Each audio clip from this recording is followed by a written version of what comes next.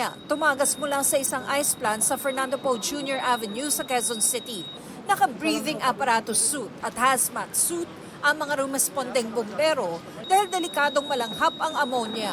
Ayon sa operations manager ng planta, nakalabas naman lahat ng empleyado nila. Pinaalis din muna ang mga tao malapit sa ice plant dahil sa nakasusulasok na amoy.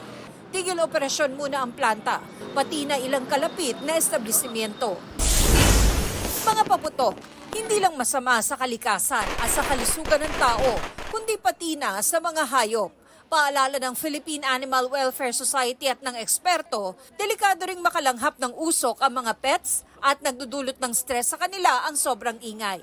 Para maiwasan ito, paglaruin o ilakad muna ang mga alaga para mapagod at mas maging kalmado kapag nagputukan na. Huwag silang palabasin ng bahay para iwas disgrasya at kung maaari, ilagay sa kwartong tahimik at doon magpatugtog ng nakakakalmang music. Pwede rin gumawa ng anti-anxiety wrap. Tela lang. So you wrap nyo lang po in front of the chest of your dog. Tapos gagawa po tayo ng crisscross sa kanyang nape area. And then i-wrap sa kanyang chest. And then crisscross po ulit.